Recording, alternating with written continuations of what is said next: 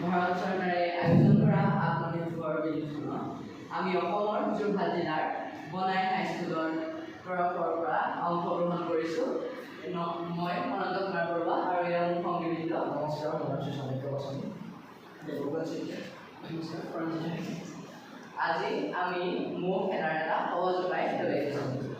আমি জানো যে আমাৰ যিকোনো অঞ্চলতে মহৰ উপদ্ৰৱ বাঢ়ি গৈছে, তাৰ বাবে আমাৰ বিভিন্ন সমস্যা হৈছে, বিভিন্ন ৰোগৰ সৃষ্টি হৈছে।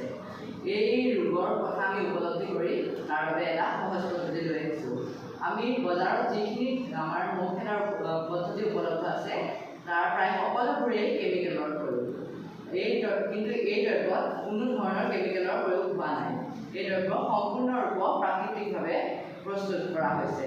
ইয়াত প্ৰয়োজন হৈছে নিমপাত আৰু অলপমান নেমু টেঙা আৰু অকণমান চাবোন।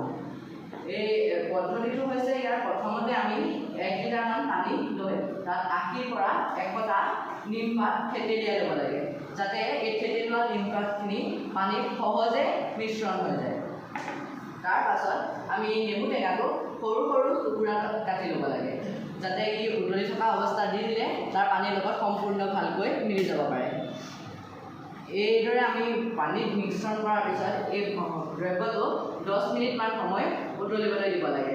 আৰু যেতিয়া এই দ্ৰব্যটো উতলি শেষ হ'ব, তেতিয়া আমি তাত অকণমান চাবোন প্ৰয়োগ কৰিব লাগে, যাতে ই স্প্ৰে কৰাত সহায় কৰে।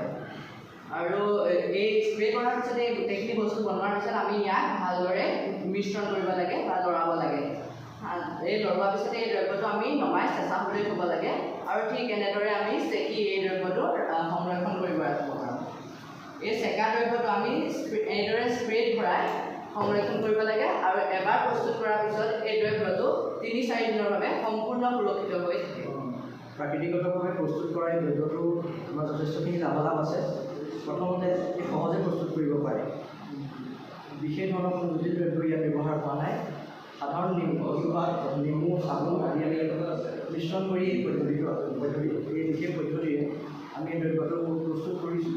আৰু মহ খেদিবলৈ একদম সহজে মহ আঁতৰি যায়। আৰু প্ৰাকৃতিক দ্ৰব্য যিহেতু বিশেষ শৰীৰৰ পক্ষে কোনো হানি প্ৰভাৱ নেপেলায়। আৰু এই দ্ৰব্য ব্যৱহাৰ কৰোঁতে আমি এটা সাৱধানতা অৱলম্বন কৰিব লাগিব, যাতে প্ৰত্যক্ষভাৱে চকুত বা ছালত এই দ্ৰব্যৰ প্ৰত্যক্ষ প্ৰয়োগ যাতে নহয়। গতিকে বজাৰ বা অন্যান্য ঠাইৰ পৰা অনা এই কেমিকেলযুক্ত এই ৰাসায়নিক পদাৰ্থৰ সংযোগৰ এই বিশেষ পদাৰ্থসমূহ আমি ব্যৱহাৰ কৰাৰ পৰিৱৰ্তে প্ৰাকৃতিকভাৱে যি এই দ্ৰব্যৰে আমি প্ৰস্তুত কৰা এই বিশেষ দ্ৰব্যটো আমি ব্যৱহাৰ কৰা উচিত।